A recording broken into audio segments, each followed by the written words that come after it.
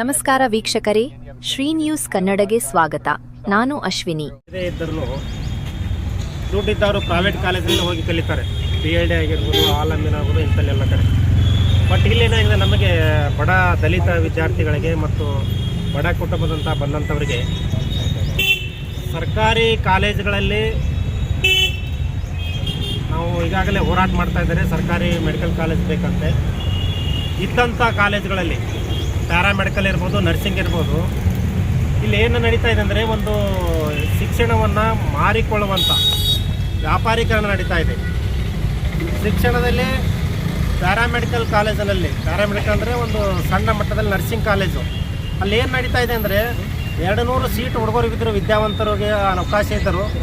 ಒಬ್ಬನಿಗೆ ವಿದ್ಯಾವಂತರಿಗೆ ಸಣ್ಣಮ್ಮ ಎಂಬ ಅಲ್ಲಿ ಪ್ರಾಂಶುಪಾಲರು, ಅದರ ಮುಖ್ಯಸ್ಥರು, ಪ್ಯಾರಾಮೆಡಿಕಲ್ ಕಾಲೇಜಿನ ಮುಖ್ಯಸ್ಥರಂಥ ಸಣ್ಣಮ್ಮನವರು ಯಾವ ಹುಡುಗರು ಅಟೆಂಡೆನ್ಸ್ ಇರುವುದಿಲ್ಲ, ಪ್ರೆಸೆಂಟೇಷನ್ ನಿಮ್ಮದು ಇಲ್ಲ, ನಿಮಗೆ ನೀವು ಎಕ್ಸಾಮ್ ಕೊಡೋಕ್ಕಾಗಲ್ಲ ಅಂಥೇಳಿ ಅವ್ರನ್ನ ಹೆದರಿಸಿ ಬದರಿಸಿ ಅವರಿಂದ 2,500 4,500 ತನಕ ಕಲೆಕ್ಟ್ ಮಾಡಿದ್ದಾರೆ ಹಣವನ್ನು.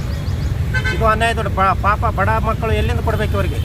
ತಾವು ಸರ್ಕಾರಿ ನೌಕರಸ್ಥರಾಗಿ ಬಡ ಮಕ್ಕಳಿಂದ 2,000 3,500 ರೂಪಾಯಿ ತನಕ ನೀವು ದುಡ್ಡನ್ನು ಕಿತ್ಕೊಳ್ತಿದ್ದಾರೆ. ನಿಮಗೆ ನಾಚಿಕೆ ಆಗಬೇಕು ಸಣ್ಣಮ್ಮನವರೇ. ಆಮೇಲೆ ಇನ್ನೊಂದು ಹೇಳ್ಬೇಕಂದ್ರೆ, ಹನುಮಂತ ಅಂತೇಳಿ BSc ಅಗ್ರಿ ಕಾಲೇಜಿನಲ್ಲಿ, BSc ನರ್ಸಿಂಗ್ ಕಾಲೇಜಲ್ಲಿ, ಅದು ಸರ್ಕಾರಿ ನಮ್ಮ ಆಸ್ಪತ್ರೆಯಲ್ಲಿರುವಂಥ ಒಂದು ಕಾಲೇಜು. ಅಲ್ಲಿ ಏನಾಗದ, ಹೆಚ್ಚುವರಿ ಸೀಟ್ ಒಂದು 10 ಸೀಟ್ಗಳು ಇರ್ತಾವೆ. ಕೌನ್ಸಿಲಿಂಗ್ ಆಗಿ ಉಳಿದಂಥ 10 ಸೀಟ್ಗಳನ್ನು ಅಲ್ಲಿದ್ದಂಥ ಮುಖ್ಯಸ್ಥರಿಗೆ, ಹನುಮಂತನಿಗೆ ಅವರಿಗೆ ಅಧಿಕಾರ ಕೊಟ್ಟಿರ್ತಾರೆ, ಯಾರು ತುಂಬಿಕೊಡ್ರಿ ನೀವು ಮೆರಿಟ್ ಲಿಸ್ಟ್ ಮೇಲೆ ಅಂತೇಳಿ. ಸೊ ಅದನ್ನೇನು ಮಾಡ್ತಾ ಇದ್ದಾರೆ, ಹನುಮಂತನವರು ಮೆರಿಟನ್ನು ಬಿಟ್ಟು ತಮಗೆ ಯಾವ್ದು ಬೇಕು ಕ್ಯಾಂಡಿಡೇಟನ್ನು, ಅಂಥ ಕ್ಯಾಂಡಿಡೇಟ್ಗಳನ್ನು ಒಂದು ಸೀಟನ್ನು ಮಾರಿಕೊಂಡು ಆ ಸೀಟನ್ನು ತಮಗೆ ಬೇಕಾದಂಥ ವಿದ್ಯಾರ್ಥಿಗಳಿಗೆ ಹಂಚಿಕೆ ಮಾಡಿರ್ತಾರೆ. ಇದು ಅಕ್ಷಮ್ಯ ಅಪರಾಧ. ಈ ಸಣ್ಣಮ್ಮ ಮತ್ತು ಹನುಮಂತವನ್ನು ಕೂಡಲೇ ಸರ್ಕಾರಿ ಆಸ್ಪತ್ರೆಯಲ್ಲಿ, ಸರ್ಕಾರಿ ಕಾಲೇಜುಗಳಿದ್ದಂಥ ಅವ್ರು ಕೂಡಲೇ ಅವರನ್ನು ವಜಾಗೊಳಿಸಬೇಕು. ಮತ್ತು ನಾವು ಈ ಮುಖಾಂತರ DC ಅವರಿಗೆ ಮತ್ತು ಮಾನ್ಯ ಮುಖ್ಯಮಂತ್ರಿಯವರಿಗೆ ಮತ್ತು ವೈದ್ಯಾಧಿಕಾರಿಗಳಿಗೆ, ವೈದ್ಯಕೀಯ ಶಿಕ್ಷಣ ಸಚಿವರಿಗೆ ನಾವು ಮನವಿ ಮಾಡಿಕೊಳ್ತಾ ಇದ್ದೇವೆ. ಇದೇನಾದರೂ ಅವರು ವಜಾ ಆಗದೇ ಇದ್ದರೆ ಮುಂದಿನ ರೂಪದಲ್ಲಿ ಕಾಲೇಜನ್ನು, ಅಲ್ಲಿ ಇದ್ದಂಥ ಸರ್ಕಾರಿ ಹಾಸ್ಪಿಟಲ್ ಕಾಲೇಜನ್ನು ಅಲ್ಲಿ ಬಂದ್ ಮಾಡುವಂಥ ಕೆಲಸವನ್ನು ಮಾಡ್ತೀವಿ. ಈಗ ಎಕ್ಸಾಮ್ ನಡೀತಾ ಇದೆ. ಎಕ್ಸಾಮ್ನಲ್ಲಿ ನಾವು ಎಕ್ಸಾಮನ್ನು ಹುಡುಗರು ಸುಚಿತವಾಗಿ ನಡೀಲಿ ಅಂತ ಹೇಳ್ತಾ ಇದ್ದೇವೆ.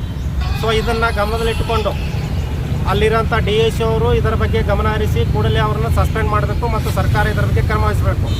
ಇಲ್ಲದೆ ಹೋದರೆ ನಾವಾಯಿತು ಬಹುಜನ ದಲಿತ ಸಂಘರ್ಷ ಸಮಿತಿ, ದಲಿತ ಸೇನೆ ಮತ್ತು JB ವೇದಿಕೆ ಎಲ್ಲ ಮುಖಂಡರಿದ್ದಾರೆ. ನಮ್ಮದೆಲ್ಲ ಒಕ್ಕೂಟದಿಂದ ಇದನ್ನು ಪ್ರೋಗ್ರಾಮ್ ಮಾಡ್ತಾ ಇದ್ದೇವೆ. ಇದನ್ನು ಹೋರಾಟವನ್ನು ಬರುವಂಥ ದಿನಗಳ ಇನ್ನೂ ಉಗ್ರ ರೂಪ ತಾಳತ್ತು ಅಂತ ಹೇಳಿ ನಾನು 2 ಮಾತು ಮುಗಿಸ್ತೇನೆ. ಜೈ ಭೀಮ್, ಜೈ ಪ್ರಬುದ್ಧ ಭಾರತ. ಅವರು ಅಲ್ಲಿ ಇದ್ದಂಥ ಟೋಟಲು 200 to 400 ಸ್ಟೂಡೆಂಟ್ಸ್ ಇದ್ದಾರೆ. ಸೊ ಅಲ್ಲಿ ಇದ್ದಂಥ ಹುಡುಗರಿಗೆ ಯಾವ ಥರ ಮಾಡ್ತಾರಪ್ಪ ಅಂದರೆ, ಇವರು ಯಾರು ಇರ್ರೆಗ್ಯುಲರ್ ಇರ್ತಾರಲ್ಲ ಕೆಲವೊಂದು ಹುಡುಗರು, ಅಂಥವ್ರಿಗೆ ಏನು ಮಾಡ್ತಾ ಇದ್ದಾರೆ, ನೀವು ಹಾಲ್ ಟಿಕೆಟ್ ತೊಗೊಳ್ಳೋ ಪ್ರತಿಯೊಬ್ಬರು ಕೊಡಲೇಬೇಕು. ಹಾಲ್ ಟಿಕೆಟ್ ಇಷ್ಟು ಅಮೌಂಟ್ ಕೊಟ್ಟಾಗೆ ಹಾಲ್ ಟಿಕೆಟ್ ಕೊಡ್ತಾ ಇದ್ದಾರೆ. ಸೊ ಅಲ್ಲೆಲ್ಲ ಹುಡುಗರು ಬಂದ ಮಾಹಿತಿ ಪ್ರಕಾರ ನಾವು ನಿಮ್ಗೆ ಹೇಳ್ತಾ ಇದ್ದೇವೆ. ಆ ಹುಡುಗರ ಕಡೆಯಿಂದ 2,500 ಪ್ರೆಸೆಂಟ್ ಇದ್ದವ್ರಿಗೆ 2,500 ರೂಪಾಯಿ ತೊಗೋತಾ ಇದ್ದಾರೆ. ಏನು ಆಬ್ಸೆಂಟ್ ಇರ್ತಾರಲ್ಲ, ಡೈರೆಕ್ಟ್ ಎಕ್ಸಾಮ್ ಬರ್ತಾರಲ್ಲ, ಅವರಿಗೆ 4,500 ಅಂತ ತೊಗೋತಾ ಇದ್ದಾರೆ. ಈಗ ಪ್ರಿನ್ಸಿಪಾಲ್ ಬಗ್ಗೆ ಏನಾದರೂ ಶಿಕ್ಷಣಾಧಿಕಾರಿಗಳಿಗೆ ವಿದ್ಯಾರ್ಥಿಗಳು ಕಂಪ್ಲೇಂಟ್ ಮಾಡಿದ್ದಾರೆ ಅಥವಾ ವಿದ್ಯಾರ್ಥಿಗಳ ಪಾಲಕರು? ವಿದ್ಯಾರ್ಥಿಗಳು ನಮ್ಮ ಜೊತೆ ಬಂದರು. ಯಾಕಂದರೆ ಹೋರಾಟಗಾರ ಹತ್ರ ಬರ್ತಾರೆ. ಯಾಕಂದರೆ ವಿದ್ಯಾರ್ಥಿಗಳಿಗೆ ಒಂದು ಹೆದರಿಕೆ, ಅವರು ನಮಗೆಲ್ಲ ರೈಟಿಂಗ್ದಲ್ಲಿ ಬರೆದು ಕೊಟ್ಟಿದ್ದಾರೆ. ಆಮೇಲೆ ಇನ್ನೊಂದು ಏನು ಹೇಳಬೇಕಂದ್ರೆ, ಹುಡುಗರಿಗೆ ನಮಗೆ ನಾವು ಅಲ್ಲೇ ಓದ್ತಿರ್ತೀವಲ್ಲಪ್ಪ, ನಮಗೇನಾದ್ರೂ ಮಾರ್ಕ್ಸ್ ಕಟ್ ಆಗ್ಬೋದು, ನಮ್ಮ ಶಿಕ್ಷಣಕ್ಕೆ ಏನಾದರೂ ತೊಂದರೆ ಆಗ್ಬೋದು ಅಂತೇಳಿ ಅವರಿಗೆ ಗೊತ್ತಾಗದಂಗೆ ನಮಗೊಂದು ಮುಚ್ಚಳಿಕೆ ಬರೆದು ಕೊಟ್ಟಿದ್ದಾರೆ. ಆ ಮುಚ್ಚಳಿಕೆಯನ್ನು ನಾವು ಯಾವುದೇ ಕಾನೂನು ಹೋರಾಟಕ್ಕಾದರೂ ಅದನ್ನು ಎಲ್ಲಿ ತೆಗಿಬೇಕು ಅಲ್ಲಿ ತೆಗಿತಾ ಅಂತ ಹೇಳ್ತೀವಿ. ವಿಡಿಯೋ ಏನಾರು ಯಾವ್ದಾದ್ರು ವಿಡಿಯೋ ಇದೆ, ಆಡಿಯೋ ಇದೆ, ಮತ್ತು ನಮಗೆ ರೈಟಿಂಗ್ನಲ್ಲಿ ಬರೆದುಕೊಂಡಂಥ ವಿದ್ಯಾರ್ಥಿಗಳ ಮಾಹಿತಿ ಇದೆ. ವಿಡಿಯೋ ಮತ್ತು ಆಡಿಯೋ ತೋರಿಸ್ಬೋದು. ವಿಡಿಯೋ ಆಡಿಯೋನ ನಾವು ಇಲ್ಲಿ ಆ ವಿದ್ಯಾರ್ಥಿಗಳ ಹಿತದೃಷ್ಟಿಯಿಂದ ಈಗ ಎಕ್ಸಾಮ್ ನಡೀತಾ ಇದ್ದಾರೆ. ಸೊ ಆ ವಿದ್ಯಾರ್ಥಿಗಳಿಗೆ ಅವು ಎಕ್ಸಾಮ್ ಮುಗಿಯೋವರೆಗೆ ನಾವು ಅದನ್ನೇನೋ ಡಿಸ್ಪ್ಲೇ ಮಾಡೋಂಗಿಲ್ಲ. ಎಕ್ಸಾಮ್ ಮುಗಿದ ಮೇಲೆ ನಾವು ಖಂಡಿತವಾಗಲೂ ಅದನ್ನು ನಾವು ಅಡ್ವಾನ್ಸು ಅಮೌಂಟ್ ತೊಗೊಂಡಿದ್ದಾನೆ ಮುಖಾಂತರ ಹೇಳಿದ್ದಾರೆ.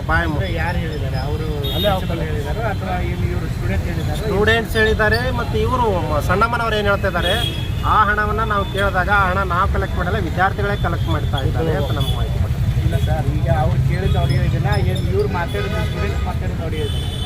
ಸ್ಟೂಡೆಂಟ್ ಯಾರು ಮಾತಾಡಲ್ಲ. ಸ್ಟೂಡೆಂಟ್ ಮಾತಾಡೋಕೆ ಅವ್ರು ಆಡಿಯೋ ವಿಡಿಯೋ ಭಾಳ ಸಣ್ಣ ಇದ್ದಾರೆ. ಅವ್ರ ಕಡೆ ಕ್ಯಾಶ್ ತೊಗೋತಾರೆ, ಬೈ ಹ್ಯಾಂಡ್.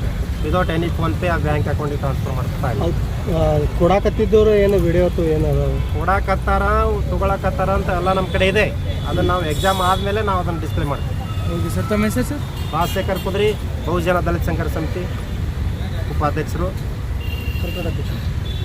ಉತ್ತರ ಕನ್ನಡ ಅಧ್ಯಕ್ಷರು, ವಿಜಯ್. ಮತ್ತಷ್ಟು ಸುದ್ದಿಗಾಗಿ ನೋಡ್ತಾ ಇರಿ ಶ್ರೀ ನ್ಯೂಸ್ ಕನ್ನಡ.